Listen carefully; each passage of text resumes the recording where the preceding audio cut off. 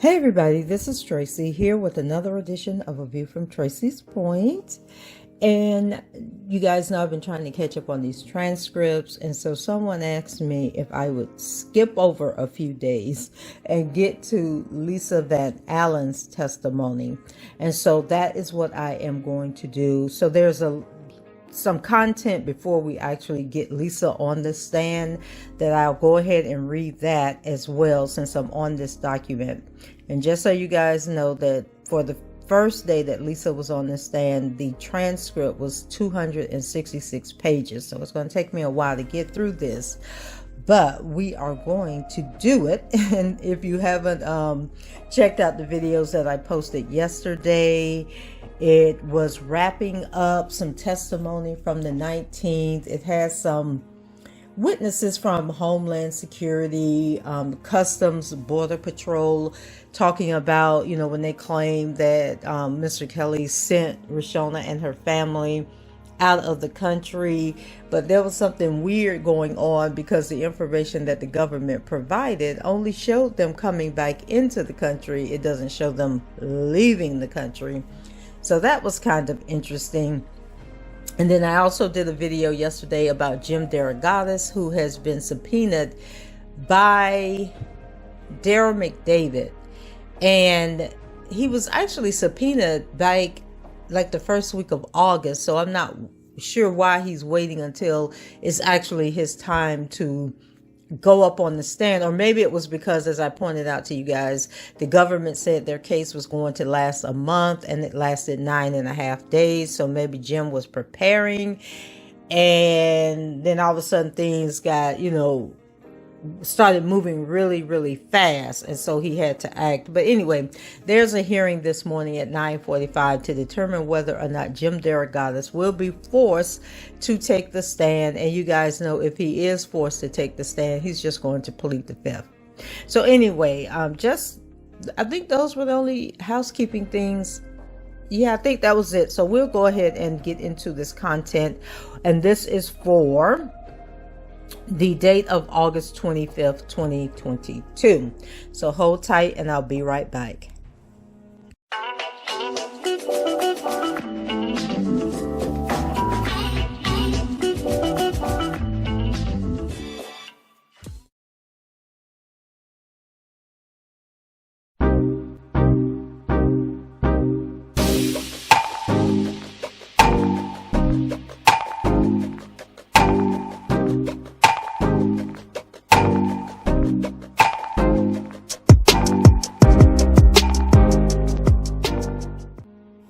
Okay, so court opens up. It says the following proceedings were held in open court with the jury out. The judge, good morning. Brinley, good morning, sir. And you guys know that Brinley is Daryl McDavid's lead attorney. Oh, and for someone who's just coming into this video and has no clue what I'm talking about, this is the United States versus Kelly, McDavid, and Brown in the Northern District of Illinois. Okay, so Brinley says, good morning, sir. The judge, Mr. Julian, you wanted to raise something. And then Julian is the lead, or he may not be the lead, the Williamson guy. But anyway, Jason Julian is one of the AUSAs in the case. And he says yes, and the judge tells him to proceed. He says, yes, Your Honor, and it shouldn't take terribly long. A couple things, two things. One, I would ask you to just re-admonish the gallery to eliminate any outbursts. Yesterday was just a remarkable day in a number of respects, but certainly there were a number of outbursts. Judge, all right, the gallery should not make any outbursts. You will be excluded if you do. What's the next one? The second thing, Your Honor, just kind of related to yesterday. We told you at some point yesterday that we thought we would be finished by the end of, rather, the middle of next week. Well, after yesterday, I don't really see that happening.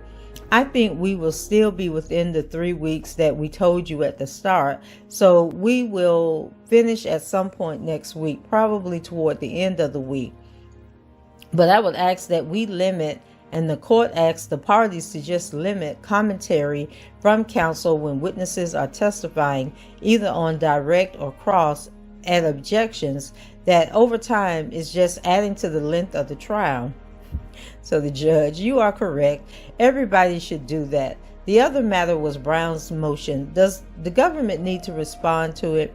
It seems to me that it fits in with the original 2A. Does the government object to it? Julian, we will take some time to respond to it, Your Honor. Can we respond to it by the end of the week, or rather before one of those? All right. And then Julian finishes, individuals testifies, and then the judge, okay. And then Miss Judge, who is Milton Brown's attorney, says, Judge, I have something else. Okay, yes, what? She says, I get to go first, I think. And then he says, go ahead. Then Glusman, who is another attorney for Daryl McDavid, says, absolutely, please. So, Miss Judge, I have a credit because I had such a short cross. Mine has to do with the witness who I think is testifying, a couple of witnesses in Mr. Merle, Keith Merle. Co-counsel on this case on the defense raised issues for the government before Mr. Freeman testified in their direct on Tuesday. The court admonished the government to make sure that the witnesses testify truthfully, and if they gave up any evidence that they knew to be untrue, that they would correct that.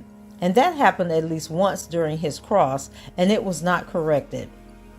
So I am raising this issue before Mr. Merrill's testimony because he is kind of in the same ilk as Freeman. We anticipate that he is going to be testifying and has a lot of different inconsistent statements.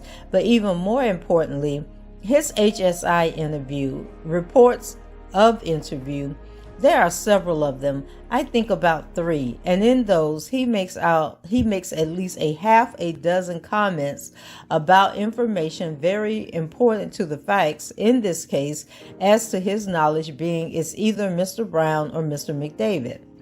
So I gave the tapes to either Brown or McDavid. I got picked up from either McBrown or David. Okay, child. She messing up her own client name. So she says, I got flown to Chicago, either McBrown or David. Called me for that. And on and on. There's at least 6 or 7 of those in the first HSI report. Now, obviously, if we can cross-examine, if he testifies that he picks one or the other, we could cross-examine him and show that he said both names in the past. But I suspect he is going to testify consistent with these statements, and that's how he testified before the grand jury in this case, in the federal grand jury. In the federal grand jury transcripts, likewise, he says, I think it was Brown or McDavid on numerous occasions. That kind of testimony, Judge, is broad brush. It's going to result in convictions for 2 individuals on the same pieces of evidence. It's not clear what his memory is. It's all speculative. So I am asking Your Honor to not allow the government to ask questions that they know their witness is going to respond. It was one of the 2 defendants. It was either McDavid or Brown. That is speculation, and there is no basis for that in a trial. The jury cannot use that to make their factual determinations or credibility determinations. Their witness is guessing, and that's what they are giving the jury. So the judge says response. So then Miss Pizzolo gets up. And she says, Your Honor, that is his testimony, and he is not guessing. He knows it was those were the 2 people he was dealing with to come to Chicago. So he will testify to his memory, and he could be cross-examined on those issues. So the judge, isn't that speculation? And then Ms. Judge says, it's absolutely speculation, Judge, 100%. And then the judge says, I think it is. I don't think he can do that with 2 different defendants in the same case. So if that's a motion in limine, I will grant it. Then Mrs. Judge, thank you. And then he says, all right. So now Glusman, a small issue, Judge, about this upcoming witness, Mr. Beaumont. I believe the government wants to admit polygraph examinations that were given to Lisa Van Allen and Keith Murrell. We object to their submission as to the results of the polygraph examination, the questions that were asked, answers that were given, or any of the contents. I think it's fair that they could elicit testimony that these witnesses were given polygraph examinations, but I think that's as far as it should be able to go. So Bonjean, Judge, I believe you ruled on this in limine based on our motion in limine to prevent the government from getting into the substance. But the more fact that the polygraphs happened, the court allowed, but not the substance of. And then he cuts her off and says, what was the motion? Wait a minute, let me see. Where did I put that? So then Pozzolo jumps in. She says, yes, Your Honor, this was briefed prior to trial, and Your Honor granted our motion in limine, which requested that the fact that the polygraphs happened and the results, because that goes to what happened next. They are not being offered, and we are not arguing and have not argued that they are offered for their scientific reliability. They are being offered because if they failed, they didn't get paid. If they passed, they got paid. That's why they are being offered. As far as the contents of the exam, the questions are definitely admissible. They are not hearsay. Questions are not assertions. The witness formulated, he will testify. He formulated those questions during the meeting with the subject of the polygraph. So they are not only business records, they are his present sense impressions, and they are not even hearsay. The questions are the questions that were asked of the witness during the exam. Bonjean, there is no evidence of that. These are scrabble notes. And where the polygrapher got that information wasn't from the subject. It was based on whoever was asking for the polygraph. Then the judge, wait a minute. Then Glusman, Mr. Glusman, what exactly are you asking me to keep out? So then Bo Brindley, Judge, we are asking to keep out the actual physical reports that are generated during the polygraphs. I think that there is no way that they would be anything but inviting the jury to rely on and make conclusions about polygraph results that absolutely are unreliable. We believe that they can establish that the polygraphs happened, that the people came and took the polygraphs, but in terms of these actual documented notes and reports from the polygraphs, we do not believe they are admissible. We believe they should be excluded under 403. We take the position that large portions of them are indeed hearsay, as they are just scribbled, handwritten notes, and we don't even know where the information regarding the notes is coming from. Bonjean, there's foundation problems as well, because the notes, we don't know where he got the information from. So that would be foundation and hearsay problems. And then the judge, then Brindley cuts him off. If we exclude these documents, Judge, we can avoid all of this trouble, and they can simply put into evidence that these guys took the polygraphs, and we are not going to dispute that. Then Judge, what about excluding the documents? Pozzolo, I'm sorry, Your Honor. I mean, what's your position? Oh, yes, Your Honor. To avoid the trouble, we teed it up in a motion in limine in June and explained exactly how we were going to use this evidence, and that is to show, A, that the polygraphs happened. There is consent forms with dates and locations. Those are business records. There is cover sheets with dates, names, and locations. Those are business records. I think the documents that counsel is raising are the notes that were taken during the meeting that Mr. Beaumont had with the subjects, and then a question sheet was developed, again with the subject's name, date, and a list of questions. I understand the concern about the notes. He is prepared to testify about the foundation for all of these documents, but the questions in particular, Your Honor, should be admitted. They are not hearsay. They were created at the time of the exam, and they are questions. They are not assertions. So that particular document should definitely come in. So the judge, what issue in the case do these documents tend to prove or disprove? Pozzolo, that the polygraphs were given to determine whether Keith Murrell and Lisa Van Allen returned all copies of the CP to Darren McDavid. Glusman, and the contents of the alleged CP. Judge, why do you need to go beyond anything other than it was given to him? Pozzolo, the topics, why these tests were given, Your Honor, the questions list.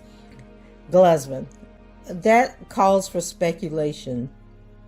Pozzolo, the reason for the tests, they are written down at the time of the exam by Mr. Beaumont, who was there and is here to testify.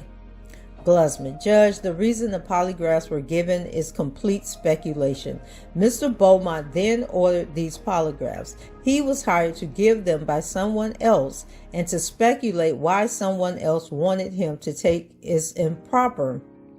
Banjim, moreover, what the government really wants to do is put in the substance of the question so that the jury, Judge, I'm trying to figure out why do you need any evidence that, I understand that they weren't going to get paid unless they took the polygraph and passed it, but what beyond that do you need? What does that prove or disprove? I'm trying to figure out. So, Ms. Pozzolo, it proves that the polygraph was given in relation to the obstruction, the tapes, the recollection of the tapes, because this polygraph wasn't related to any other, it could be any other reason. There is a reason that these were given. The questions state, did you make copies of the tape? Glusman, Mr. Beaumont does not know the reason they were given. He didn't order the polygraph examinations. Brinley, they are just trying to talk about the substance of these notes now. Banjim, and the substance also talks about what's on the images. That's what they are trying to get in. What is on the images and to show various content of the videotape. The judge, I'm still trying to figure out why you need this in at all. Brinley, I take the view that they do not. Pozzolo, Your Honor, we laid this out in our motion. The reason that the content of the question comes in is because it's related to the reason the polygraph was given. The questions are written by Mr. Beaumont during his pre-exam interview, so it shows why this person was there. They weren't there to be polygraphed about another topic. They are there to be polygraphed about tapes that they returned to the defendant. Brinley, that's the problem, Judge. Mr. Beaumont, his reason for giving the polygraph is, we can forecast it, is coming out because Ed Jensen hired him to do it, and then he gave Ed Jensen the results. That's the reason that Mr. Beaumont knows of, and then he does the polygraph. The substance of these notes that he took absolutely should not be admitted. It has no purpose. It raises a 403 concern, and it involves hearsay. They have questions in there, but what they really want is to use the questions in conformity with the notes to try to assert things that Mr. Beaumont doesn't really know and make speculation about why these things were ordered, which Beaumont can't do. He can say he got hired, which I'm sure he will, and that he did it because he was hired, and that's where we should limit this. Judge, well, the notes are not his, is that right? Pozzolo, all of the notes are his. They were made at the time the exam was given. Judge, he took the notes at the time? Pozzolo, yes, and formulated the questions at the time. Brinley, these aren't business records of any sort, Judge. These are some chicken scratch notes he took. That's the problem we have here. Pozzolo, these are... Then the judge, if he can testify, why do his notes need to come in? Brinley, yes, agreed. Judge, I will grant the motion to strike, to not allow the notes in. He can testify that he gave the test and what questions he asked and so forth. All right. Pozzolo, okay. So the questions, I'm sorry. I just want to understand before he comes in. Is the question sheet coming into evidence, or should he just read it to the jury? Because that's where he would be getting his information. The judge, what relevance is it what questions he asks? Brinley, it's not. Pozzolo, again, Your Honor, it goes to the reason that these polygraphs were given. The questions were developed during the exam, and it talks about purposely making copies of tapes.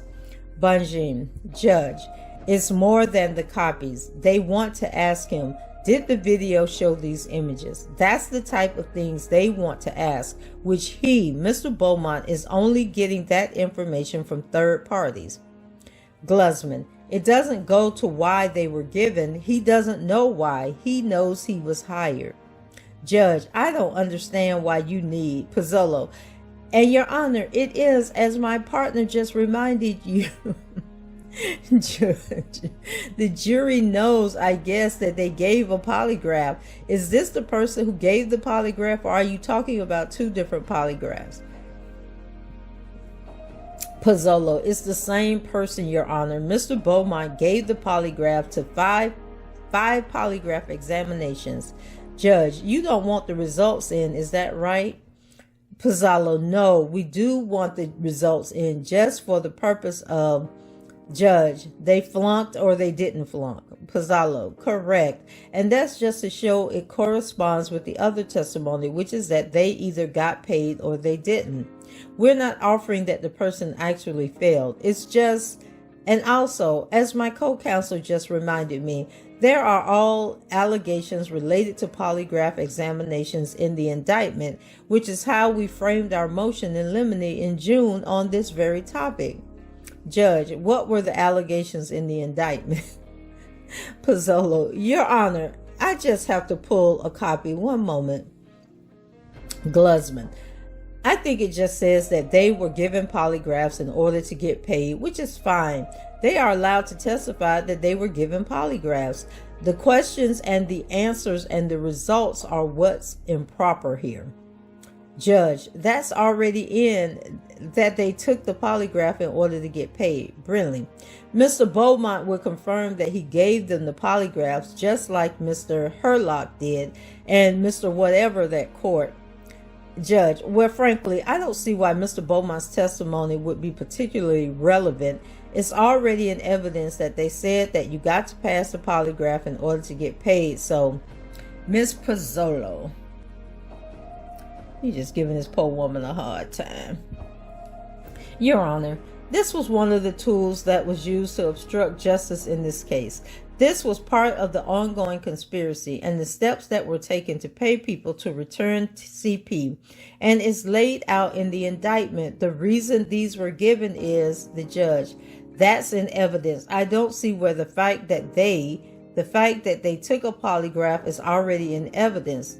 That they were required that they pass the polygraph in order for, what's his name? Brinley. To clarify, Judge, Mr. Freeman, there's testimony now that he took a polygraph. Ms. Van Allen and Mr. Murrell took polygraphs given by Mr. Beaumont. We don't object to Mr. Beaumont being able to testify that he gave those, just as the other two guys did about Freeman.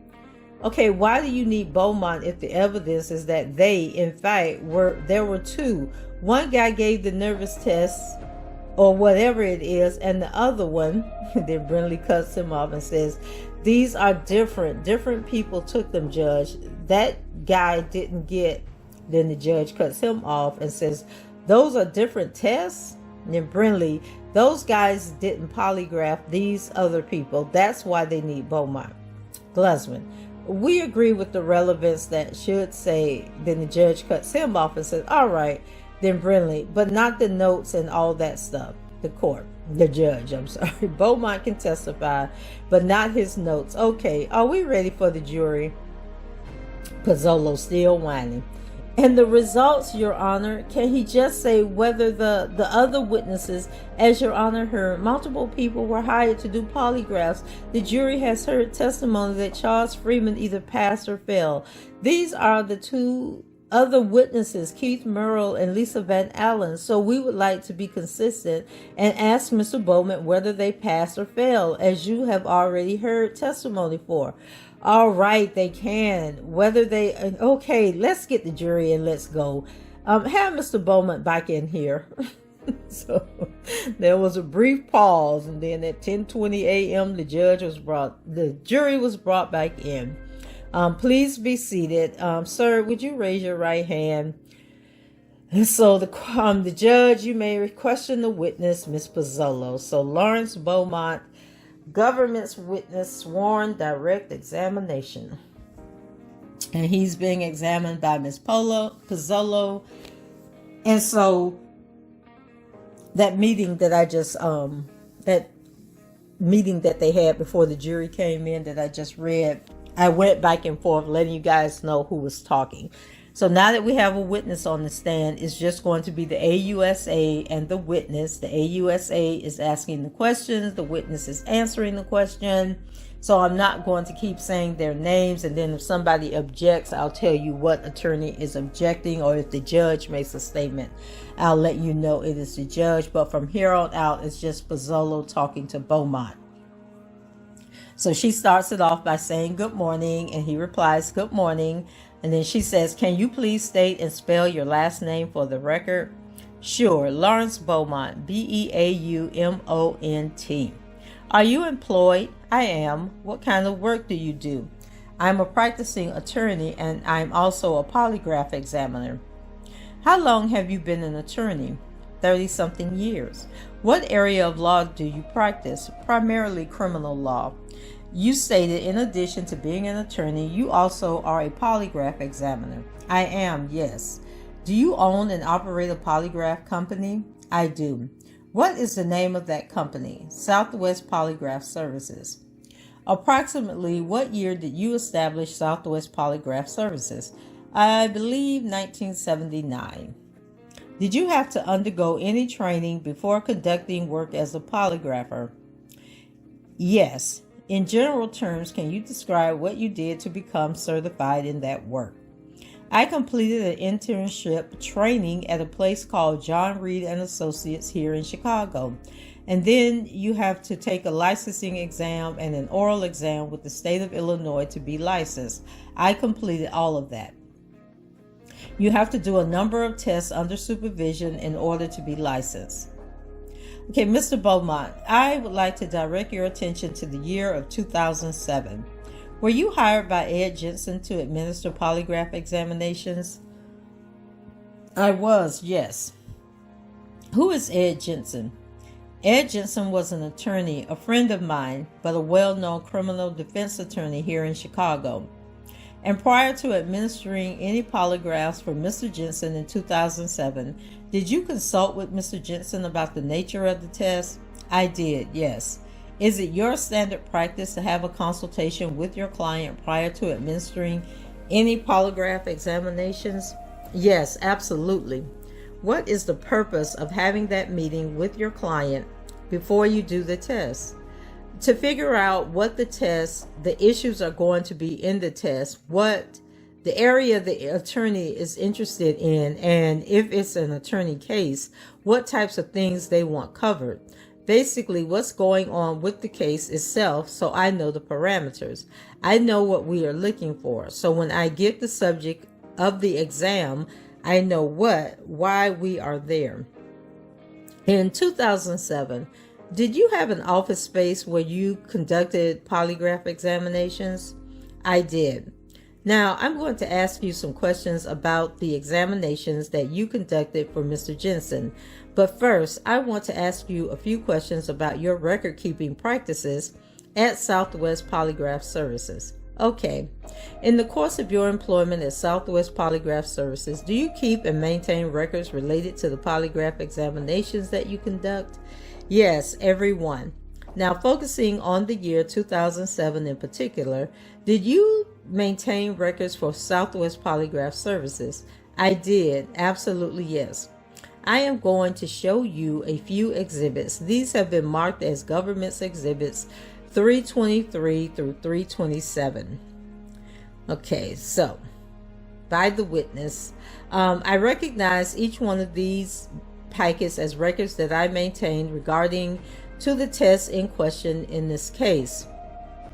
Okay, so Mr. Beaumont, I would like to take 323 as an example without getting into any of the content of this particular exhibit at this time. Can you please describe the forms that are included in this exhibit, starting first with the cover sheet?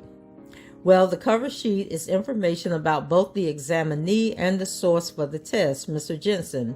So in other words, the examinee's name is on the top. It is blocked out, but it would have been his address, his telephone number, who the test is for, the client, in this case, is Mr. Jensen.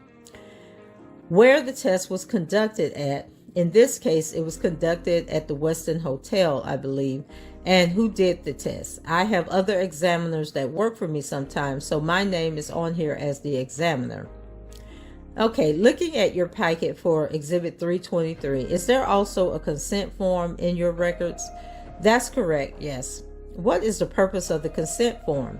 Well, first of all, the Illinois Licensing Act requires that persons subject to taking a polygraph test must agree to take that test in writing and must demonstrate, and the examiner has to demonstrate that it's a voluntary act, that they are not being forced to take the test in any fashion. There is also a few pages in your records that are titled Pre-Examination Interview. Again, without getting into any content for this exhibit at this time, can you just describe why you have these forms for pre-examination interview? Well, there are certain things you have to cover. When you do a polygraph test, you don't just bring somebody in and sit them down and start asking them questions. You have to get information about them, their physical condition, whether they used any drugs, anything of that nature that might have an impact on the test, and make sure that they understand that the test is what the test is all about. Make sure they understand the language, they understand the questions, that kind of thing. And during the pre-examination interview, are you keeping notes of the things that the subject is telling you during the interview? Yes. What is your practice in terms of how you keep and maintain those notes? Well, I have what's called a question sheet. On the back of that question sheet, I typically will write notes as to basically the structured interview. And I would go through the structured interview and make notes about what the subject tells me during that interview.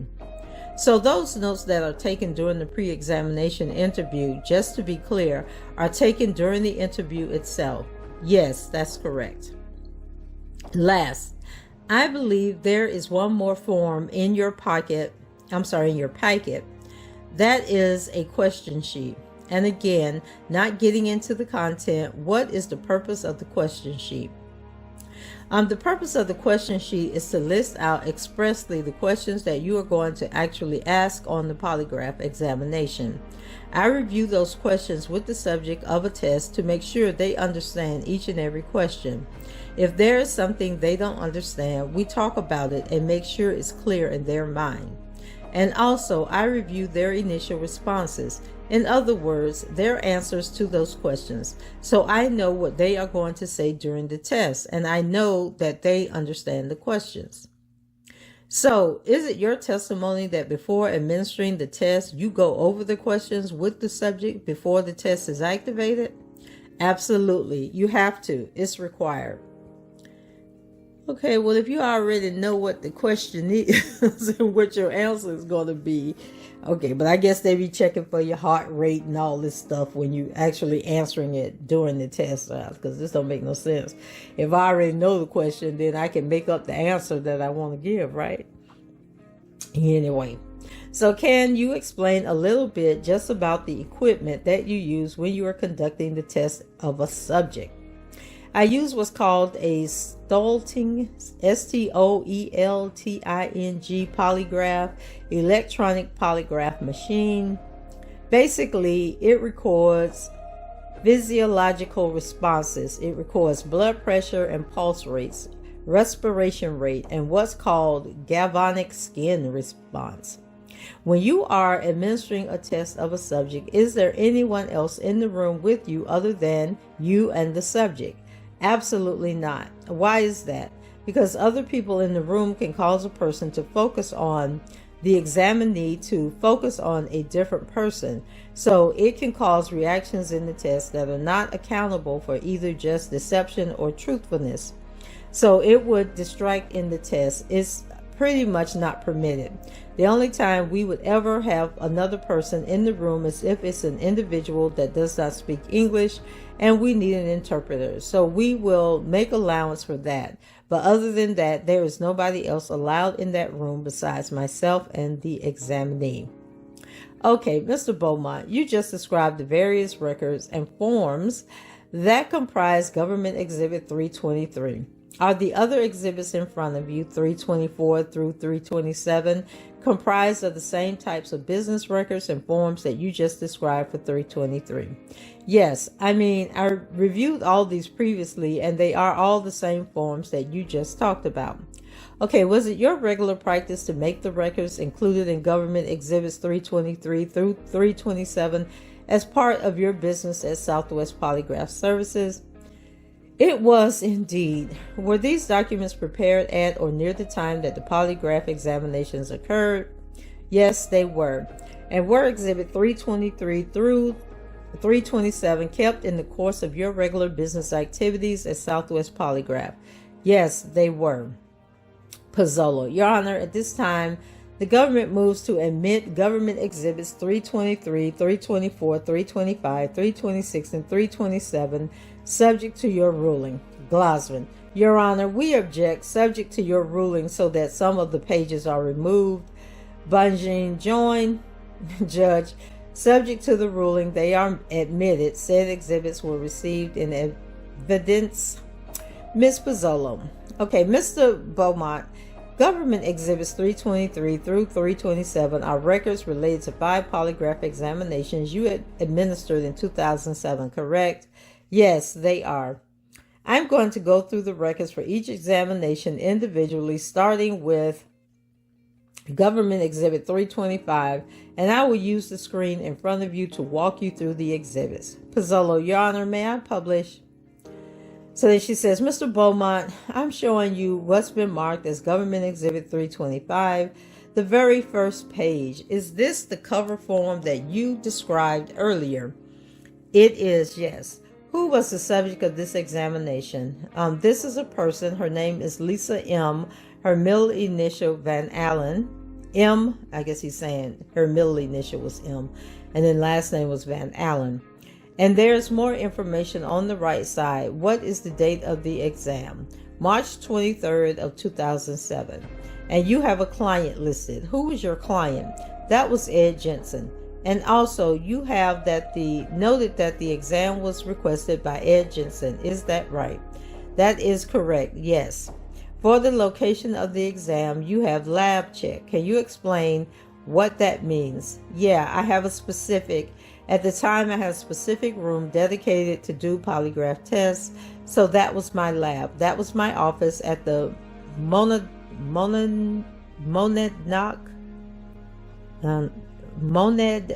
building, Monadnock, child, I don't know, Monadnock, if you're in Chicago.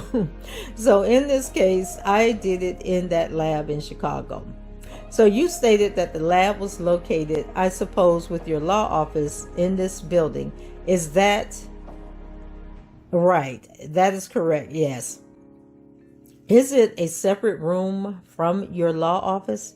It was, yes. Can you describe the size and the layout of the room where you would conduct the polygraph exam? It's just a regular office. I don't know. It's it's comfortable. There's enough space in there. There's a polygraph machine. There's a desk with the polygraph machine. There's a chair for the subject. There's a chair for the examiner. There was a table in there, a conference table. It's important that the surroundings be comfortable and not cramped or not cluttered. Okay, was Mr. Jensen's law office located in the same building as your law office? It was at the time, yes. Okay, for this polygraph examination of Lisa Van Allen, on March 23rd, 2007, did anyone accompany Lisa to your office for the polygraph examination? I think I told you in the past, I'm not certain one way or the other. I know I would have talked to Mr. Jensen about the test prior to her being there for the test, so I knew what I needed to know. I don't remember one way or the other. I had a waiting room, but it would be unusual for someone necessarily to sit in that waiting room for a 2-hour test. Okay, as you stated, it was your practice for each of the exams we are going to talk about. When the exam is conducted, it's just you and the subject, correct? That's absolutely correct, yes. So I'm showing you another page in Government Exhibit 325. Is this the consent form you described earlier? It is, yes. Who completed the information on the top part of the consent form? I would have filled it out while I was discussing it with the examinee. I would explain to her generally what the purpose of the test was. As I said, the Illinois statute requires that there be written evidence that the person taking the polygraph test is doing so voluntarily. This particular form comports to the Illinois statute. So looking at the bottom portion of the consent form, was it signed? It was, and that would have been Miss Van Allen's signature. And does the date correspond with the cover sheet, March 23rd, 2007? It does, yes. You mentioned the pre-exam interview. Generally speaking, how long does that interview take to conduct prior to administering the test? Typically, to the test, usually about 40 or 45 minutes. It depends on how complicated or uncomplicated the issue in the test is and how many things you have to go over with the examinee. But generally speaking, between 40-45 minutes. That's an approximate, but it's pretty close. Okay, looking at the exhibit in front of you for this exhibit, Government Exhibit 325, the question sheet, without reading the content, can you determine whether, when the exam was concluded, the results of the exam were? Are you talking about the question sheet? Yes, I marked on the question sheet the results. Okay, what were those results for Miss Van Allen? She was truthful, in my opinion. Did she pass the exam? She did, yes. After the exam for Miss Van Allen was completed, did you provide the results to anyone? Yes. Who did you provide the results to? Well, first of all, you need to give the results to the examinee, which I did, but then, of course, to Mr. Jensen. Do you recall how you communicated the results of Lisa's polygraph to Mr. Jensen? I do not. I had done several polygraph tests for Mr. Jensen over the years. It could have been over the phone or his office was upstairs. I might have just ran upstairs and sat down and talked to him. I definitely informed him of the results, but I don't, as I said, this was 15 years ago. I don't know if I went up there and talked to him or if I talked to him on the phone directly. And you stated earlier that your office and Mr. Jensen's office was located in the Monadnock. Okay, they spelled this building name different. This is the third different spell of the building, correct? That's correct. Right across the street with the courthouse here. I'm sorry. You say it's right across the street from the courthouse here? Correct. Okay, I would like you to turn to Government Exhibit 323, which I will also pull up to the screen. Okay, so we can move through these a little quicker now that the jury is familiar with the form. So I would like you just to describe the subject's name, date, requester, and the location, if you will, please. Okay, this is a test I conducted on an individual by the name of Keith, middle initial L, last name Merrill. It was done April 17, 2007. Again, Eddie Jensen was the client, and he is the one that requested the test. We did this particular test at the Westin Hotel, and then she cut him off. So she says, I'm sorry, Mr. Bowman, continue. And I'm the one that did the test. And you stated the Westin Hotel. Do you have lab checked on this particular form? Can you explain that, please? You see, I say lab and I checked other because actually I set the equipment up at the Westin Hotel. Who chose the location for Mr. Merrill's polygraph examination, if you recall? Mr. Jensen did. And you stated that you set the equipment up at the hotel. That's correct, yes. When you arrived at the hotel with your equipment, was your client Ed Jensen there? No, he was not there. So once you arrived at the hotel, did you know where to go to set up your equipment for purposes of conducting the exam for Keith Merrill? I was given the location where to go. There were people there. I don't recall necessarily who was there, but Eddie was not there for sure. I'm certain of that. There were other people there.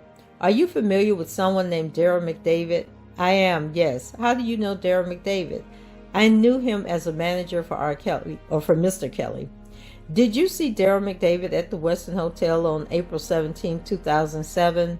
I honestly cannot remember one way or the other. So I'm pulling up the consent form for Keith Merle. Did you indicate what is completed on this consent form? It's the same thing. He gave his consent to do the polygraph test. I didn't fill out the release results to Ed Jensen. I think this was a re-exam, if I'm not mistaken. That's why I didn't say who the results were going to, but still, he agreed to take the test voluntarily, and he signed an acknowledgement to that effect. Okay, looking at your question sheet for this exhibit, which is Government Exhibit 323, can you determine the results of Mr. Merle's polygraph exam on April 17? Yes, for these particular questions, it was my opinion that he was not truthful. So he failed the exam. Actually, he was not truthful for 3 out of 4 questions. The 4th question I list as being inconclusive. So it was your determination that he did not pass this examination. That is correct, yes. And again, would you provide the results to your client, Ed Jensen, both to the examinee and then, of course, to Mr. Jensen? Yes. Do you recall whether you provided the results to anyone else? I don't know. There would be no reason to. I don't know other than the examinee. I'm certain I talked to him about it. I don't think so. I would have been just the examinee and Mr. Jensen. I would like to look at Government Exhibit 326. I have highlighted the key information here. Can you please indicate the subject of this polygraph exam and the location? This was Lisa Van Allen. This was done at another hotel. I can't read my writing, so I don't know where it was. Maybe Swiss Hotel? Now that I look at that, that's possible, Swiss Hotel, but it was done at another location. It was again another test done on Miss Lisa Van Allen. I think this was a re-exam of some sort because again, who chose the location for the polygraph examination? This would have been Mr. Jensen or his employees. He had people working for him. They may have given me the address where to go, but bottom line, he was responsible for setting up the test. Okay, and similar to what you just described for Keith Merle's examination, would you then bring your equipment to the location to conduct the exam? That is correct, yes. And the same question I asked you with respect to Keith Merle. Do you remember anybody that was at the hotel when you arrived to do Lisa Van Allen's exam? I'm sure there was, but I do not remember who they were. I'm showing you the consent form for Government Exhibit 326. Again, can you indicate the name of the subject and the other information on the consent form, please? Yeah, this was Lisa Van Allen, same individual we talked about earlier, I believe, and Ed Jensen. The results were going to go to Ed Jensen. This was conducted on April 20th of 2007. She signed the form indicating that she was willing and voluntarily taking this particular test. For Government Exhibit 326, can you look at your question sheets and let us know the results of Lisa Van Allen's exam on April 20th, 2007? I think he meant it was my opinion. He says, my opinion, she was truthful. We asked on this particular test, I asked her 2 relevant questions, and in my opinion, she was truthful to both of those questions. Okay, and consistent with your testimony, would you have provided the results to the subject of your client and your client, Ed Jensen? Yes, absolutely.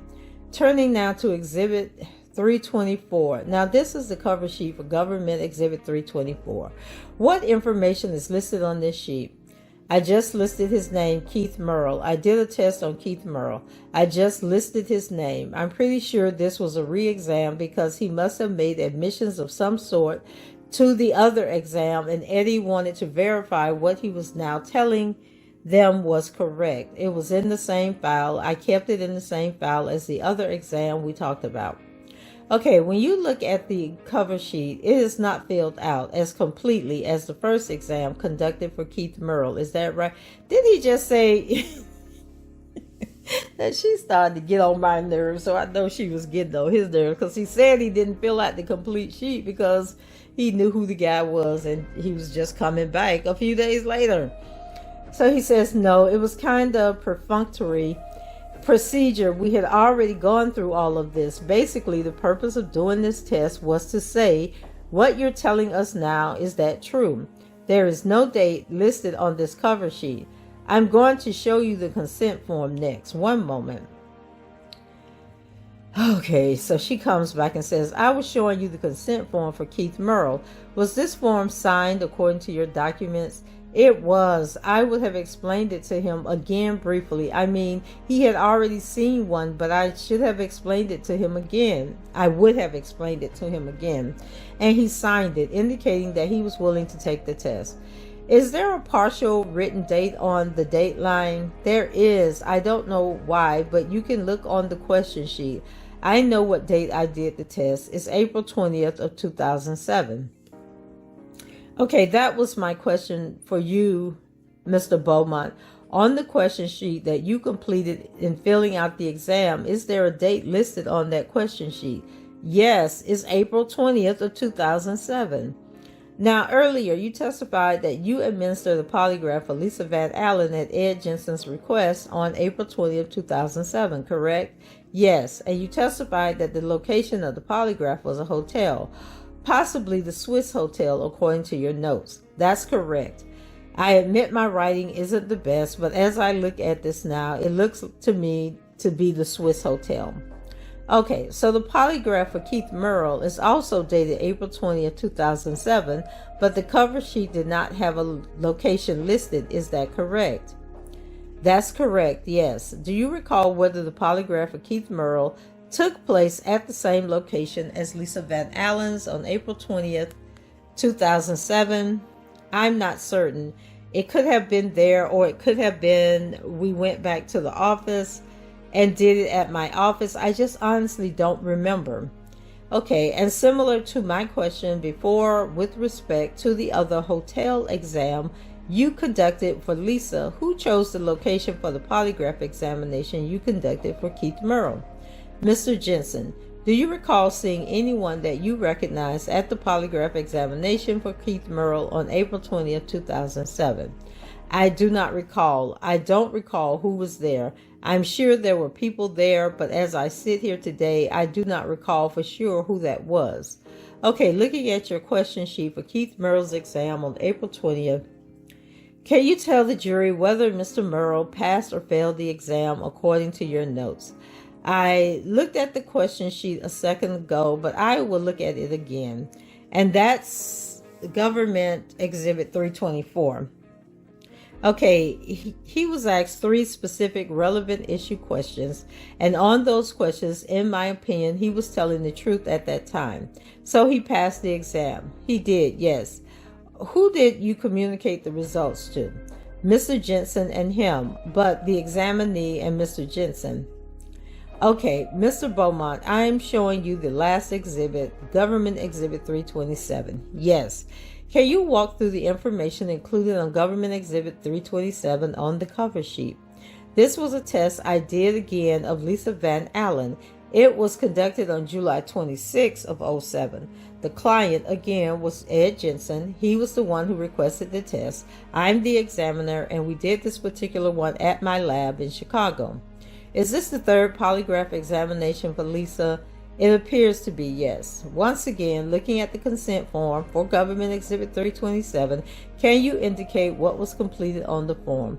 Again, the same information. I would have explained the form to her. She would have read it and acknowledged that she was in agreement to take the test, and she signed it where the signature mark is there. Okay, looking at your question sheets, can you please review your notes and tell us whether Lisa Van Allen passed or failed the examination? I asked her 3 specific relevant questions in connection with this examination, and I marked her as not truthful to all 3 in my opinion. Did you communicate the results to anyone? I definitely would have informed her, but I also informed Mr. Jensen. Pozzalo. Okay, 1 minute, Your Honor. So there was a brief pause, and she came back and said, I have nothing further at this time. Who and the judge said cross-examine Mr. Glusman. So there was a cross-examination on behalf of defendant McDavid. So it was Mr. Glusman, and he says, "Good morning, Mr. Beaumont. Good morning. You testified that 5 total polygraph examinations that you gave, correct?" "That's correct, yes. And 3 of them for someone named Lisa Van Allen and 2 for Keith Merle, right?" "That is true, yes. For each one of these 5 polygraph examinations, you were hired by an attorney to do that." "That is correct, yes. That attorney is Edward Jensen." "It is, yes." "At that time, you would agree with me that Mr. Jensen was the most prominent criminal defense attorney in Chicago, right?" "He was one of the most prominent, and he was also a good friend of mine." "Okay, a good friend of yours. Are you familiar with some of the people he has represented over the years?" Pizzolo: "Objection, relevance." And the judge: "Objection sustained." Glusman: "He was one of the best criminal defense attorneys in the city of Chicago, right?" "In my opinion, that is correct, yes. And you knew him for a long time prior to being hired for these polygraph examinations, right?" "A number of years, yes. Aside from giving polygraph examinations, you're also in a private practice, correct?" "That's correct, but I first knew him when I was a prosecutor." "And you were a federal prosecutor, right?" "Yes, I was." "What districts were you a federal prosecutor in?" "I was a federal prosecutor in Central Illinois and Champaign, and then I was also a federal prosecutor here in Chicago." "So you work for the same office as these government attorneys do?" "That's correct, yes." "So to get these polygraph examinations done, Mr. Jensen hired a former prosecutor, federal prosecutor, to help him out with this, right?" To help him and to do the polygraph test." "That's correct, yes." "So your office, you said, is in the same building, or was in the same building as Mr. Jensen's, right?" "That is correct, yes. Across the street here in the child." I don't know. They spelled it different again. "Building." "That's correct. They keep moving the O's and the A's around." So that's correct. "And the motif and the look of the offices, no matter what floor they are on, they are all kind of similar, right?" "Yeah, for the most part. They all pretty much look the same, right?" "I haven't been in all of them, but yeah, the ones I have been in are pretty similar." So sometimes it might be easy to confuse if you're in one office or in another office if you're not familiar with the building, right? "I know whose office I'm in if I'm in an office, not you personally, but if you're not familiar." Pizzolo: "Objection, relevance." Judge: "Yes, what is objection sustained? Let's move on." So Glusman: "Okay, but everything you did in regard to these 5 polygraph examinations came from Ed Jensen, right?" "I guess Ed Jensen would tell you the location to do them at, correct?" "Yeah, he made the arrangements where they were going to be done, for one reason or another. Either it was going to be in my office or a different location." "It was Ed Jensen who told you to examine, right?" "That is correct, yes. It was Ed Jensen who told you what subject matter to ask them about, correct?" "That is correct, yes. It was Ed Jensen who asked you to do the polygraph on Lisa Van Allen, right?" "That is correct, yes.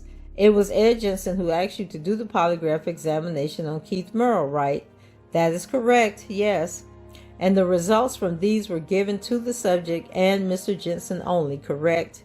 "Well, I don't know if there were other people with him when I gave him the results, but yes, the results went to him." "So the results went to him, and Mr. Jensen would be the one who pays you, right?" "Yes. And once Mr. Jensen got the results from you, you don't know who he told the results to, right?" "No, I didn't discuss. That would be none of my business." "Okay, so you don't know if he was honest to other people about the results?" Pizzolo: "Objection, form." Judge: "Objection sustained." And then Glusman: "You don't know. Okay, Mr. Jensen never told you what the purpose of these tests were, right?"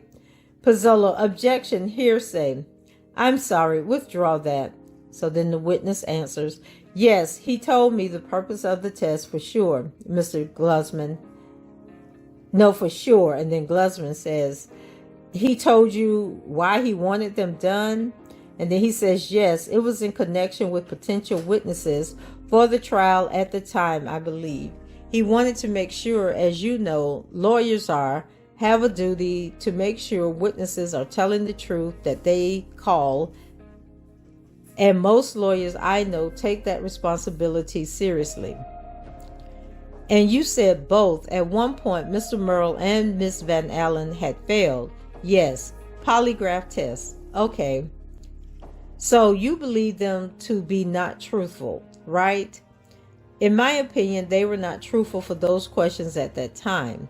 So during these polygraph examinations of both Mr. Merle and Miss Van Allen, it would only be you and them in the room, correct? Yes, absolutely. So no one else would hear what questions you were asking and what answers you were being given, right? Well, if somebody, the room is not 100% soundproof. If somebody were in the waiting room, it's potentially possible that they could hear the questions. But you don't know if they did, right? I don't know if there was anybody there or not. I don't recall anybody being there, but I don't know. And during these polygraph examinations of Mr. Merle and Miss Van Allen, no videos were exchanged, right? No videos were watched in your office, right? No, absolutely not. No porn or CP. I don't make a practice of watching porn or CP. And no money was exchanged in your office to these subjects, right? No. You also testified you were familiar with Darryl McDavid, right? Yes. You met him. You know what he looks like. I met him on a number of occasions. Okay, did I miss a page? Because I remember the man saying he knew Darryl McDavid. But then I'm also falling asleep as I'm reading this, but we'll continue on. So he says, I met him on a number of occasions, yes. A number of occasions, and you have absolutely no recollection of him being at any of these polygraph examinations. I honestly do not recall one way or the other. So then Glusman says, 1 second, Your Honor. And then the judge says, anything else? And then Glusman says, no other questions.